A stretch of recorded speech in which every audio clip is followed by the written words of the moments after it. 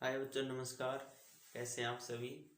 इससे पहले हम फीमेल रिप्रोडक्टिव सिस्टम माता जनन तंत्र में डिस्कस कर रहे थे। 2-4 दिन नेट की प्रॉब्लम होने के कारण मैंने वीडियो नहीं डाली। कोई बात नहीं, आप पढ़ते रहिए।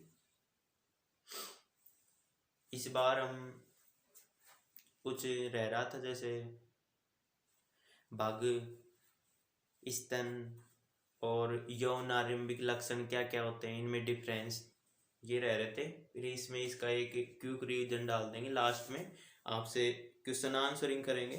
आप बस पढ़ते रहिए। आपने अच्छा सपोर्ट किया डियर स्टूडेंट्स। आप लाइक करें जब भी वीडियो को देखते हैं, और सब्सक्राइब करें और अपने दोस्तों के साथ शेयर करें। तो फीमेल रिप्रोडक्टिव सिस्टम, इसमें हमने देखा वही अंडाशय, प्राथमिक जननांग होता है। अंडाशय में बनते हैं अंडाणु। अंडाणुओं के निर्माण की प्रक्रिया अंडजन, इनका निर्माण होता है अंडाशय में। ये प्राथमिक जननांग है। इसी के साथ में कुछ हार्मोन बन रहे थे, जैसे एस्ट्रोजन और प्रोजेस्टेरोन और एफएसएच और LH. FSH follicle stimulating hormone, LH luteinizing hormone. ये प्राथमिक जननांग, अंडाणुओं का निर्माण। इसी के साथ में हमने पढ़ा अंडवाहिनियां।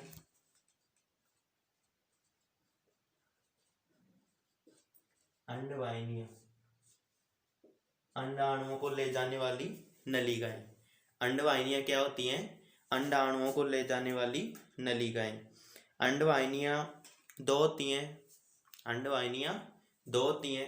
एक होती है लेफ्ट साइड में, एक राइट साइड में। दोनों के दोनों अंडाणुओं को ले जाने का और साथ में निषेचन में हेल्प करती हैं। ये अटैच होती हैं गर्भाशय से, और गर्भाशय के साथ में अंडाशय की भित्ति के साथ में। देखते हैं, डायग्राम बना लेते हैं साथ साथ में। यह है गर्भाशय। यहाँ एक खुलता है गिरवा, यह है गर्भाशय गिरवा।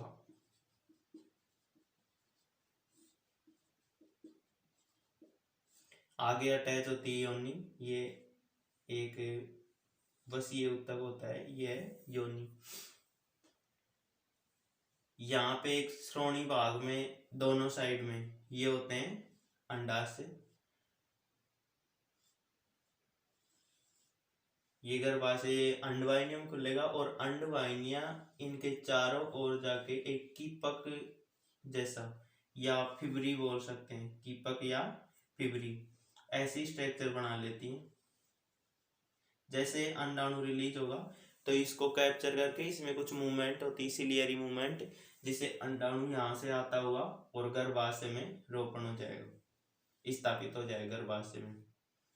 ये गर्भाशय अंडाशय देख लिया। अंडाणुओं का निर्माण होगा। इसमें FSH, LH, oestrogen, progesterone hormone का मुख्य रोल होता है। इसी के साथ में अंडवाहिनियां। अंडवाहिनियां दो होती हैं लेफ्ट साइड, ये फिब्री नामक संरचना, और ये गर्भाशय में खुलती हैं, ये अंडवाहिनियां। अंडवाहिनी, फैलोपियन ट्यूब। अंडवाहिनी, डिम्बवाहिनी, इसके घर के नाम भी दे रखे हैं, आपको याद करने।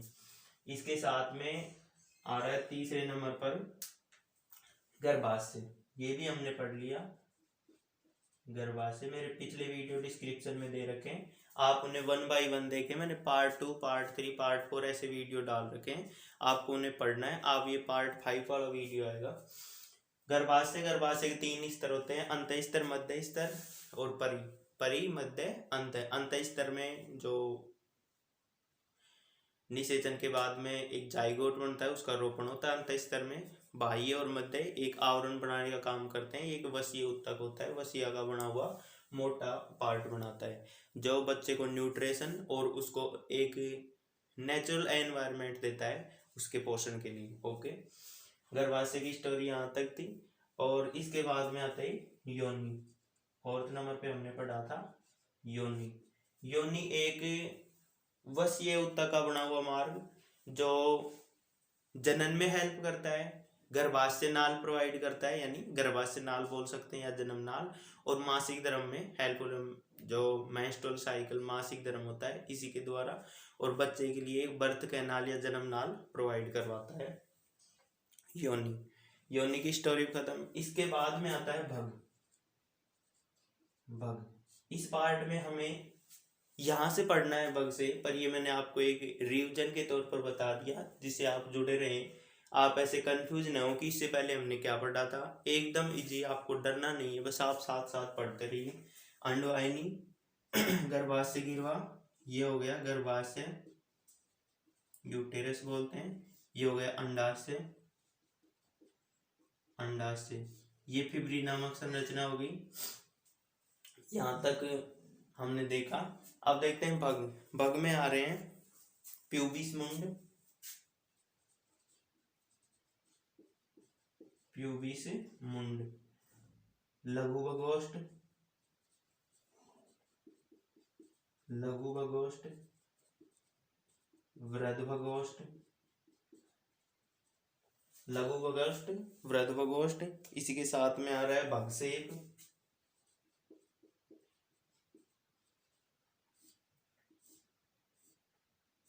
ये भग के पार्ट आ रहे हैं भगसेप, और आ रहा है प्रघान, प्रघान, और एक ग्रंथि आती है बार्थोलिन की ग्रंथियां, बार्थोलिन ग्रंथियां।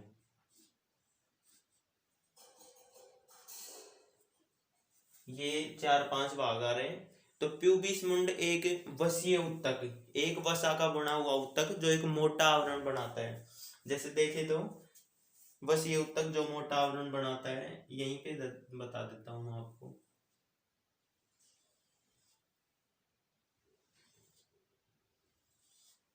ये एक श्रोणी मेखला में पार्ट जहां पे अपना योनि होता है, ये रोम होते हैं यहाँ पर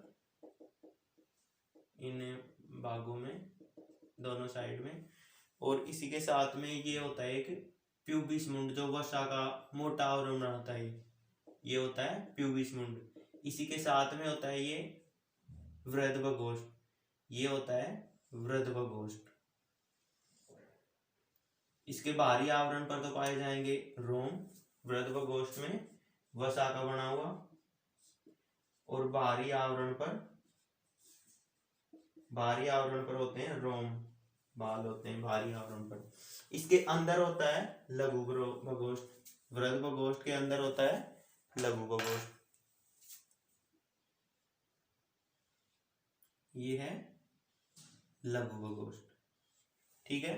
लघु बगोष्ठ वृद्ध बगोष्ठ के अंदर होता है। इसमें भगसेप, यूरेथ्रा और गर्भाशय की गिरवा, यूरेथ्रा, गर्भाशय की गिरवा, ये सब इसके अंदर होते हैं। जैसे ये हो गई यूरेथ्रा, ये हो गई गर्भाशय की गिरवा, और इनको अलग करने वाला पार्ट होता है, इनको अलग करने वाला पार्ट होता है प्रघान। क्या होता है? प्रघान। तो प्रघान क्या क्या करता है? एक तो गर्भाशय गिरवा, और इसके साथ में मूत्र मार्ग। भाई नर में मूत्र मार्ग है, मादा में मूत्र मार्ग होगा, पर उनका थोड़ा अलग अलग होता है। नर में क्या होता है कि एक ही होता है कॉमन पथ, जैसे ग्रसनी श्वास के लिए, भोजन के लिए एक कॉमन पथ आया था, वैसे ही शुक्राणु के लिए, मूत्र मार्ग के लिए एक कॉमन पथ होता था। पर यहाँ पर ये एक अलग अलग, ये खुल जाएगी, ये खुल जाएगी यहाँ पर मूत्र मार्ग, ओके, और ये खुल जाएगा गर्भाशय गिरवा। तो इन दोनों को अलग करने का काम करता है प्रघान, मूत्र मार्ग और गर्भाशय को। और इनके चारों ओर होता है क्या? लघु बगोष्ठ, ठीक है। लघु बगोष्ठ के अंदर क्या क्या होता है, ऐसे बोल सकते हैं मूत्र मार्ग और गर्भाशय। और लघु बगोष्ठ सेट होता है वृद्ध बगोष्ठ में, वृद्ध बगोष्ठ उसके अंदर लघु बगोष्ठ। वृद्ध बगोष्ठ के ऊपर बाहरी ओर तो रोम पाए जाते हैं और वसा का मोटा आवरण पाया जाता है। तो लघु बगोष्ठ क्लियर, वृद्ध बगोष्ठ क्लियर, और ये प्रघान क्लियर। इसके बाद में हम देखते हैं भगसेप। ये भगसेप यहाँ पर पाया जाता है, एक छोटी संरचना होती है, ये नर के समान, नर के समान उत्साही अंग होता है। नर के समान उत्साही अंग हो सकता है, या हम बोल सकते हैं इसे संवेदी अंग होता है। नर के समान, नर के सिमिलर होता है। तो बक्सेल क्लियर। इसके बाद में आती बार्थोलिन की ग्रंथियां। ये बार्थोलिन की ग्रंथियां यहाँ पर कुछ सफेद रंग का चिकना द्रव स्रावित करती हैं। ये इसको कोमल और नम बनाए रखता है। बस ये द्रव बोल सकते हैं। ये क्षारीय स्नेह द्रव स्रावित करती हैं जो इस पार्ट को नरम बनाए रखता है, कोमल बनाए रखता है और जनन में हेल्प करता है। तो हमने ये भग के पार्ट पढ़े। प्यूबिस मुंड, वसा का मोटा आवरण, लघु बगोष्ठ, वृद्ध बगोष्ठ के अंदर पाया जाता है। इसके अंदर मूत्र मार्ग और गर्भाशय गिरवा ये खुलते हैं। इसके बाद में वृद्ध बगोष्ठ पाया जाता है लघु बगोष्ठ के ऊपर, चारों ओर ये आवरण बन रहा है, ये हो जाएगा वृद्ध बगोष्ठ का। और ये वृद्ध बगोष्ठ, इसके बाहरी ओर तो रोम पाए जाते हैं, अंदर और लघु बगोष्ठ। एक होता है परगान गर्भाशय गिरवा और मूत्र मार्ग को अलग कर रहा है। बार्थोलिन ग्रंथि, ये कुछ ग्रंथियां कुछ क्षारीय स्नेह द्रव का स्राव करती हैं जो जनन में हेल्पफुल होता है। ये बात हमने देखी। तो ये फीमेल रिप्रोडक्टिव सिस्टम के मेन जो पार्ट्स थे वो कंप्लीट होते हैं, जैसे अंडाशय, अंडवाहिनी, गर्भाशय गिरवा, योनि। इसके बाद में आता है एक स्तन या छाती। स्तन,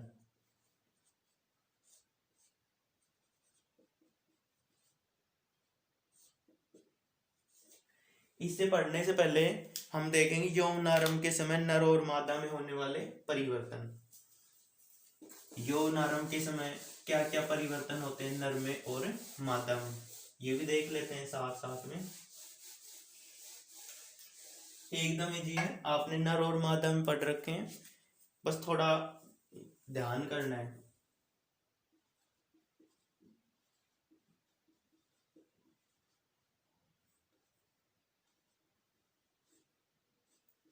यौनारंभ के लक्षण, एक साइड में नर, एक साइड में मादा।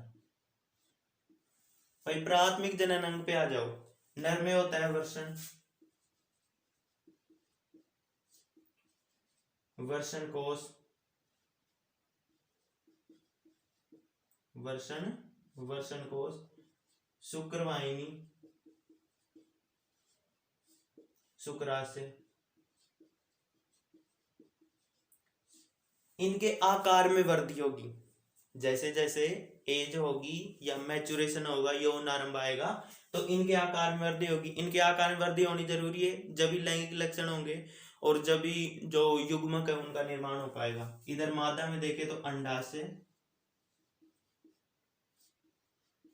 अंडवाहिनी, गर्भाशय और योनि।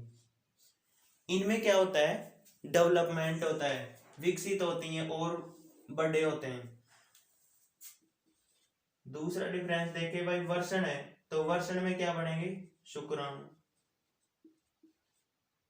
शुक्राणु का निर्माण, शुक्राणु का निर्माण स्टार्ट हो जाएगा। जैसे हम बोल देते हैं शुक्राणु निर्माण की प्रक्रिया को हम बोलते हैं शुक्र जनन, शुक्र जनन। तो इधर शुक्र जनन हो जाएगा, इधर हो जाएगा अंड जनन। क्या हो जाएगा, अंड जनन। अंडाणु के निर्माण की प्रक्रिया को अंड जनन, अंडाणु का निर्माण, वो इसके सिमिलर हो जाएगा, आप देख लेना। इसके बाद में तीसरे नंबर पर हम देख रहे भाई हार्मोन कौन कौन से रिलीज होंगे। हार्मोन नर में टेस्टोस्टेरोन, टेस्टोस्टेरोन, एफएसएच और एलएच। एफएसएच होता है follicle stimulating hormone, luteinizing hormone, पर यहाँ पर इसका मेन रोल नहीं है, ये नर की बात कर रहे हैं हम। ये मादा में होता है इसका रोल एफएसएच एलएच का, पर यहाँ पे नॉर्मल ये रोल होता है कि शुक्राणु को ग्रोथ करवाना। ओके इधर हो जाएंगे एस्ट्रोजन हार्मोन्स, हो जाएंगे एस्ट्रोजन, प्रोजेस्टेरोन और एक हार्मोन हो जाएगा एफएसएच और एलएच। FSH LH हमने देखा भाई, ये पीयूष ग्रंथि थी, पीयूष ग्रंथि से FSH और LH दो हार्मोन निकले, ये दोनों एक्ट कर रहे हैं एस्ट्रोजन प्रोजेस्टेरोन को रिलीज करवाने में या इनको बढ़ाने में, इतना बोल सकते हैं हम। इसके साथ में फोर्थ नंबर पे क्या डिफरेंस होगा, यौनारंभ के लक्षण, या हम बोल सकते हैं द्वितीय गौण लैंगिक लक्षणों का विकास होगा।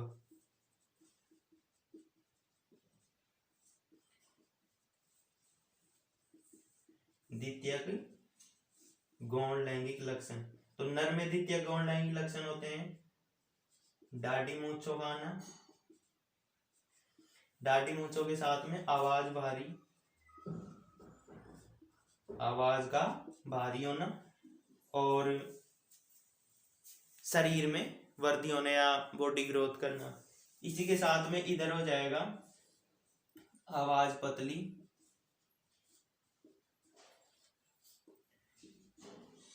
स्तनों का विकास, और श्रोणी भाग में वसा का जमना और रजोदर्शन,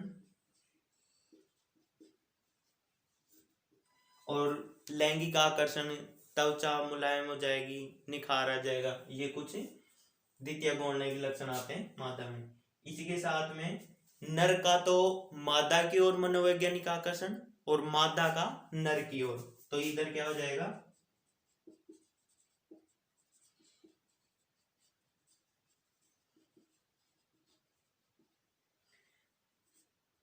मनोवैज्ञानिक आकर्षण, नर है तो किसकी ओर, मादा की ओर, मादा की ओर, और मनोवैज्ञानिक आकर्षण मादा है तो नर की ओर। अब ये द्वितीय गौण लैंगिक लक्षण है, इसमें एक दो लाइन आप अपने हिसाब से बढ़ा सकते हो, मुख्यतः यही अंतर हो जाएंगे। जैसे हार्मोन्स का ले लेना, प्राथमिक जो जननांग है उनका निर्माण और उसमें युग्मकों का निर्माण ले लेना, कुछ ये ऑर्गन से द्वितीय जो सहायक अंग है उनका डेवलपमेंट ले लेना, और मनोवैज्ञानिक आकर्षण, बस ये काफी है, इतना ही। इसके बाद में हम देखते हैं स्तन या छाती। फीमेल में दो स्तन होते हैं और जोड़ी बोल सकते हैं, एक जोड़ी यानी दो जाएंगे। ये वक्ष गुहा में ये पसली पिंजर होता है, ये पसली पिंजर हमारा, इस पसली पिंजर के ऊपर, पसली पिंजर के ऊपर वसा के बने हुए, पसली पिंजर के ऊपर वसा के बने हुए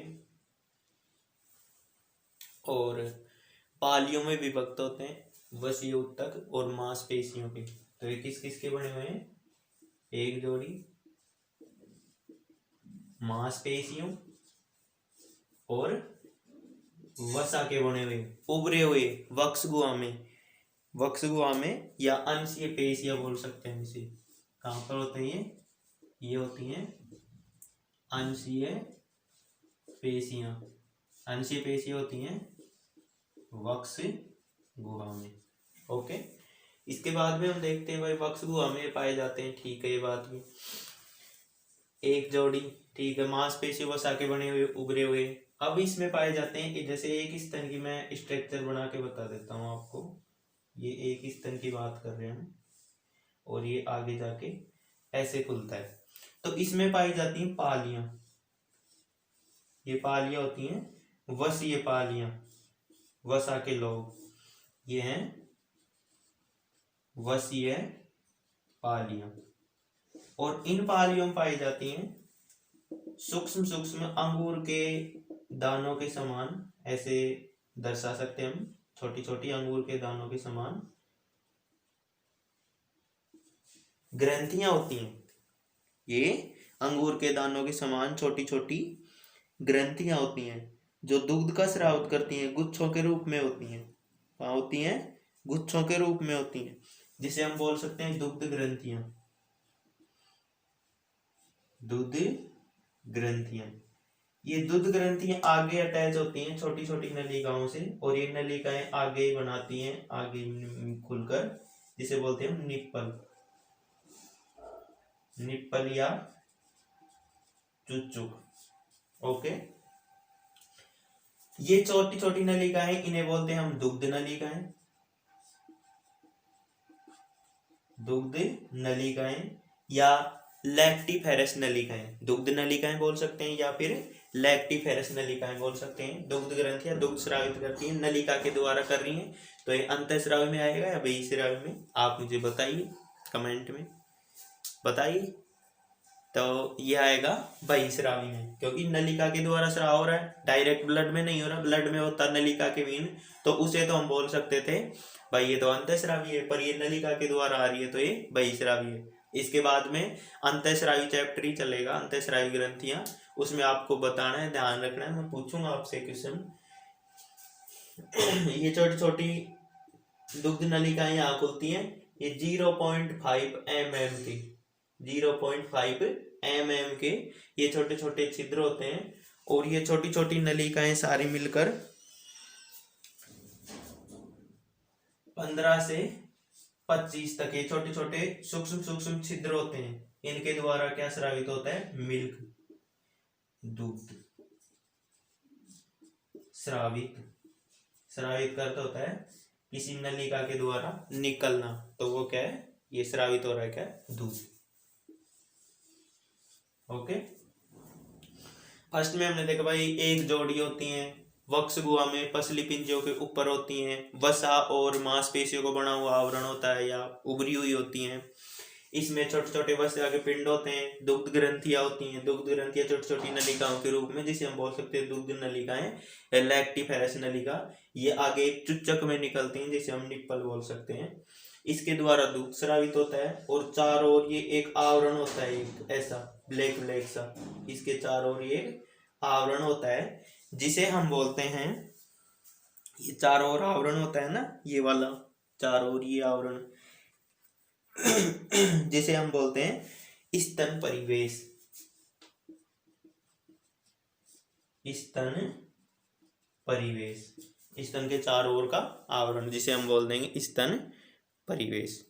ओके, इसके बाद में भाई इन पर कुछ हार्मोन एक्ट कर रहे हैं, कुछ हार्मोन एक्ट कर रहे हैं, इसमें हार्मोन एस्ट्रोजन, प्रोजेस्टेरोन, एस्ट्रोजन हो गया, प्रोजेस्टेरोन हो गया, और इसी के साथ में एक हार्मोन आ जाएगा प्रोलैक्टिन, दूध स्रावित करवाएगा, ऑक्सीटोसिन, ये 3-4 हार्मोन आए, इन हार्मोन्स का मुख्य रोल होता है, इन हार्मोन्स का मुख्य रोल होता है दुग्ध स्रावण में, दूध के निर्माण में और स्तन ग्रंथियों के विकास में। ओके, इसके साथ में इसमें क्या क्या होती हैं, दुग्ध ग्रंथियां, दुग्ध ग्रंथियां छोटी छोटी नलिकाओं से दुग्ध नलिकाएं बोल सकते हैं, दुग्ध वाहिनियां या दुग्ध नलिका बोल सकते हैं। एक आया था चुच्चू। अब बात करते हैं भाई दुग्ध में क्या क्या होता है, स्पेशली दूध की स्टोरी देखते हैं, दूध में क्या क्या होता है। तो दूध में होता है प्रतिरक्षी, कुछ प्रतिरक्षी होते हैं जिसे आईजी इम्यूनोग्लोबिन बोलते हैं, आईजी इम्यूनोग्लोबिन, जो से कुछ रोगाणु विषाणु जीवाणु एंटीजन बैक्टीरिया एंटर करते हैं छोटे बेबी के शरीर में, तो उसे क्या करते हैं, रक्षा करते हैं प्रतिरक्षी। और उसमें पाया जाता है लैक्टिफेरस, लैक्टिक वसा बोल सकते हैं हम, प्रोटीन पाई जाती है कुछ मात्रा में, विटामिन पाई जाती है, और इसमें पाई जाते हैं केसिन प्रोटीन, केसिन प्रोटीन और लाइसोजाइम, लाइसोजाइम। तो इतने पार्ट पाए जाए दूध में, प्रतिरक्षी, लैक्टिफेरस वसा, प्रोटीन, विटामिन, कैसिन और कुछ लाइसोजाइम वगैरह होते हैं इसमें। ये दूध की स्टोरी। दूध क्या काम करता है, प्रतिरक्षी निर्माण करता है, बच्चे को न्यूट्रिशन देता है जन्म के बाद, आफ्टर ऑफ जन्म के बाद, बर्थ के आफ्टर। इसमें ये पाया जाता है जो उसको न्यूट्रिशन, विटामिन चाहिए, प्रोटीन चाहिए, जो भोजन के हुए वो सारे मिल जाएंगे। अब लास्ट में ये बात आती है कि जो मादा है, फीमेल है, इसका मुख्य रोल होता है जनन में, बच्चे के विकास में, बच्चे के विकास में। क्योंकि फर्स्ट से हमने देखा कि भाई जैसे जैसे